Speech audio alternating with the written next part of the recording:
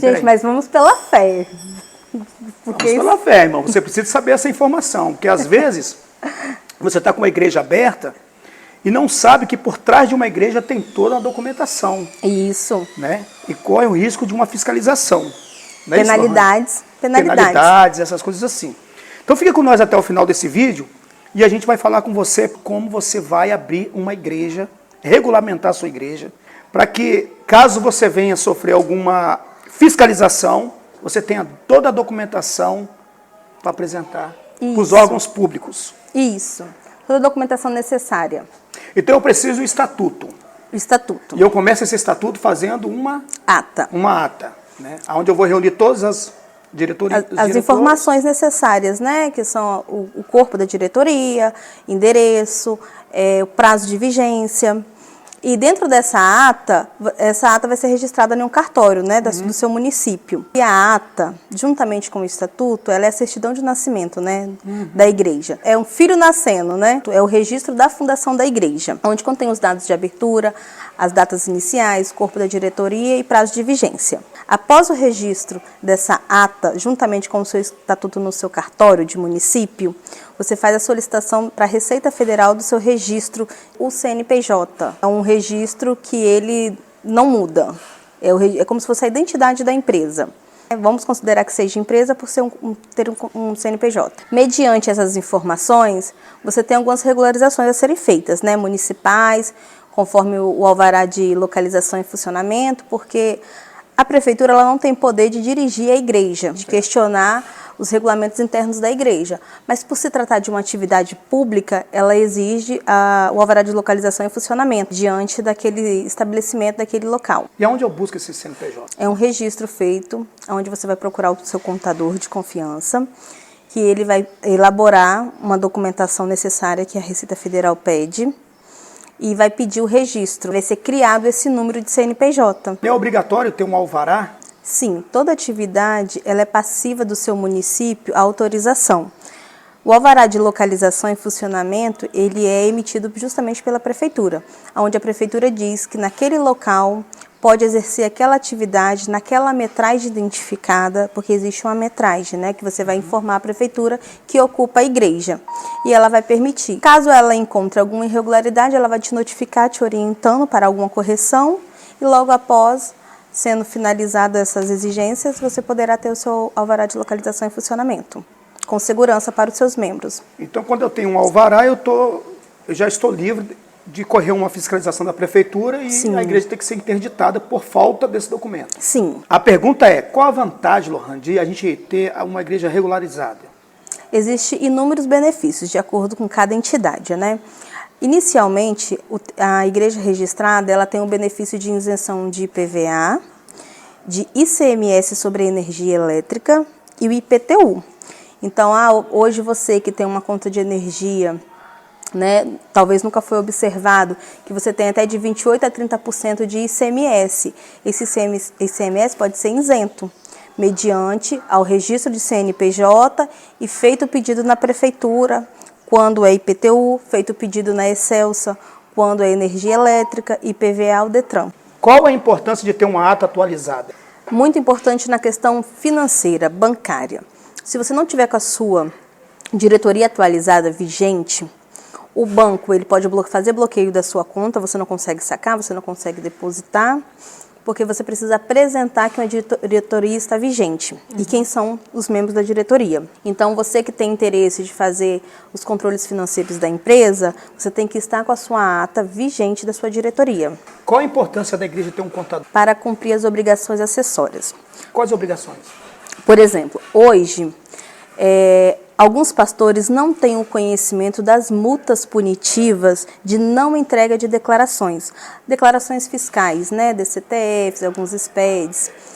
E, por isso, eles até se assustam quando descobrem que era obrigado. Eu não sabia que a minha igreja tinha a obrigação de fazer entrega. Ela não tem movimento, ela é isenta de impostos. Ela tem, mesmo ela sendo uma empresa imune ou isenta, ela tem a obrigação de declarar ao fisco que ela é isenta. Ela tem que lembrar ele, olha, eu sou isenta, eu estou passiva de isenção. E são declarações mensais ou anuais? Eu vou falar para você hoje que as obrigações são mensais e anuais, sendo passiva de penalidades entre multas que gera para a instituição, podendo suspender o seu CNPJ. Às vezes você tem um CNPJ que está há quase 5 anos sem entrega de obrigação, mesmo que ela seja isenta, porque ela é isenta de impostos, não de obrigações acessórias fiscais. E aí você vai utilizar esse CNPJ e nessa utilização vai estar lá inapto, omisso de declaração. Quando isso ocorre, é porque você ficou sem fazer as devidas obrigações mensais. Ficou sem um contador cadastrado ou muitas vezes um profissional não deu a atenção necessária para a sua igreja. E aí você fica passivo de penalidades no bolso, sentir no bolso mesmo, é multa. Sim. Multa onde que você se paga um dinheiro. Então você não paga imposto, mas você tem que declarar que você é isento. Mas se você não declara, você vai acabar pagando.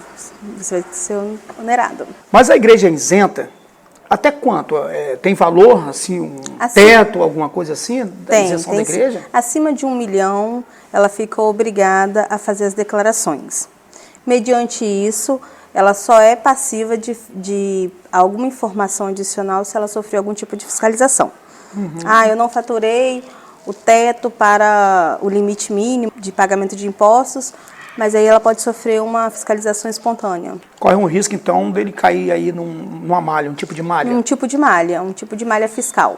Tá vendo aí? Isso é a importância de você ter a sua igreja registrada de forma correta. De forma regular. De forma regular. E a gente tem que pensar assim, né? Você é pregador da palavra, então você age pelo certo. Como é que você prega a palavra, prega o certo e você não está fazendo o certo? O tempo da sua pregação não está correto, não está regular, não está certo. Então a gente tem que partir desse princípio, né? Então isso faz parte de uma obrigação fiscal, mas é muito mais espiritual. Isso. Eu posso falar para você que hoje a parte contábil da empresa ela é administrada da seguinte maneira. Da empresa, fala empresa, não. Não tem problema falar empresa. Referente às receitas, né, e às despesas. O que seriam essas receitas? Os dízimos, as ofertas, as doações.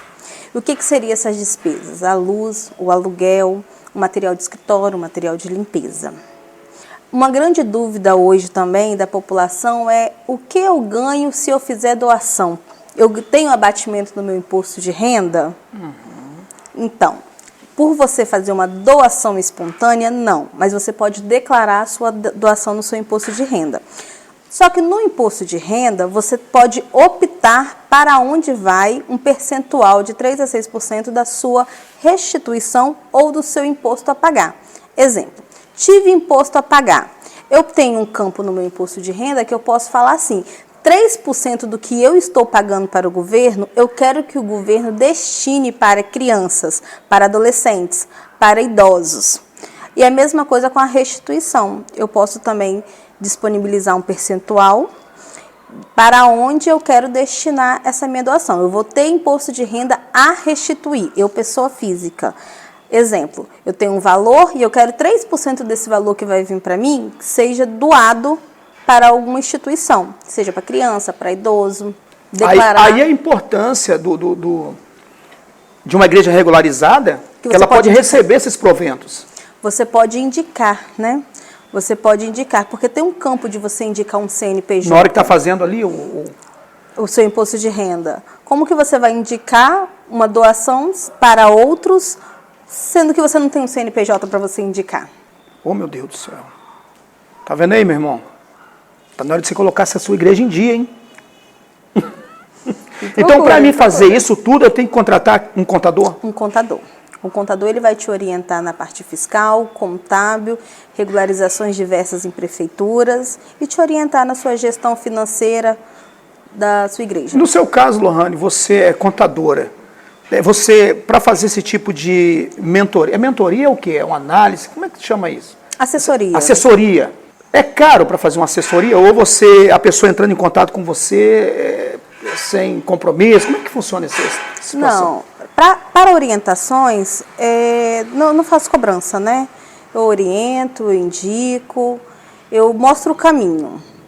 Até pego na mão se for necessário para colocar ela no caminho. Mas vai muito do porte da igreja, muito da movimentação contábil, né, da igreja financeira. Isso tudo é conversado entre as partes. Tá vendo aí, irmão? Aí às vezes a igreja pensa, eu sou uma igreja pequena. Né? Ela tem obrigação do mesmo jeito de um templo grande. E aquele negócio, né? Se você é pequeno e não está andando dentro da legalidade, você nunca vai ser grande. A verdade é, né? E quando tiver grande não vai conseguir mais. Não vai conseguir administrar a situação porque não tem condição, né? Então, Lohane, tem um recado para você, meu pastor. Fala aí, Lohane, para ele.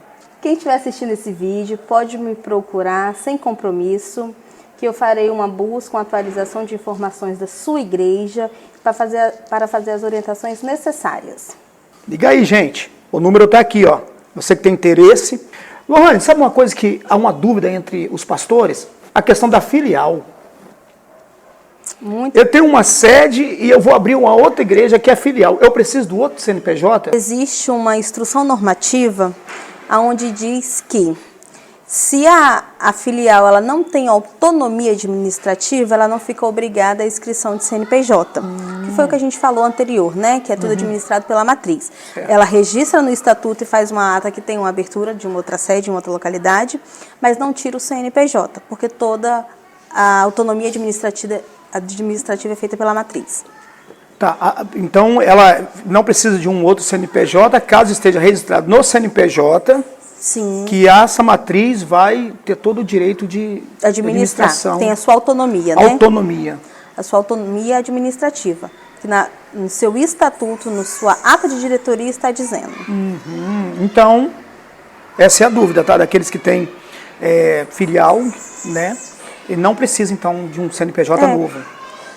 Cada caso é analisado com carinho, com cuidado, porque existem algumas brechas, a gente tem que entender, né, a funcionalidade ali de cada um, mas existe uma instrução normativa que diz que não é obrigatório.